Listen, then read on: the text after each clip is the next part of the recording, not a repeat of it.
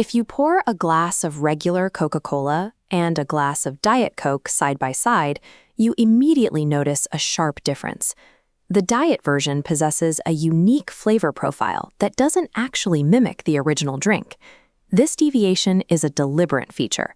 The drink was engineered to taste distinct from the flagship soda because the chemistry required it. For nearly a century, Coca-Cola maintained a strict corporate policy forbidding the use of their primary trademark on any diet product, fiercely protecting the Coke name. When the company entered the low-calorie market in 1963, they used a completely separate name, Tab. This drink relied on early artificial sweeteners, like saccharin, which left a metallic aftertaste that many consumers disliked. This diagram illustrates the original Coca-Cola formula's flavor profile. When chemists tried taking that exact recipe and directly swapping sugar for a chemical sweetener, the flavor notes failed to align, causing the overall taste structure to collapse. To finally put the Coke name on a diet product, scientists realized they couldn't just modify the 1886 recipe. They had to build a new architecture from the ground up. In 1980, the company launched a secretive research initiative known as Project Harvard to build a brand new flavor base for artificial ingredients. This base was designed to mask the harsh sensory hits and lingering chemical notes that occurred when sugar was removed from the equation.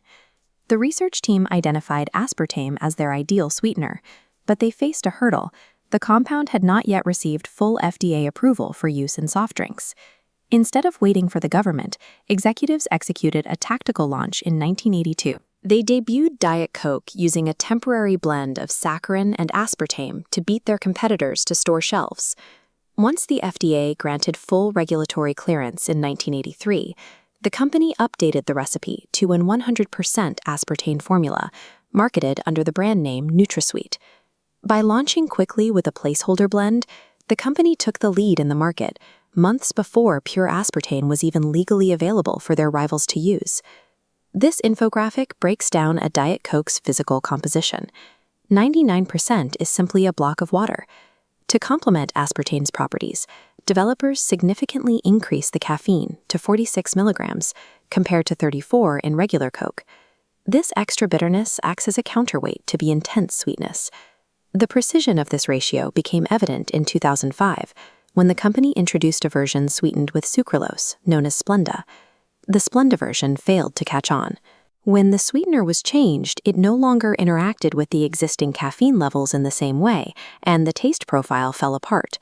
Because the caffeine and water levels were calibrated specifically for aspartame, the drink essentially exists as a closed system, where changing the sweetener breaks the flavor. By the mid-1980s, this new flavor profile had achieved massive commercial success. The liquid architecture was so successful that Coca-Cola executives decided to use it as the foundation for the infamous New Coke. Chemists took the Diet Coke formula and simply replaced the artificial aspartame with high-fructose corn syrup.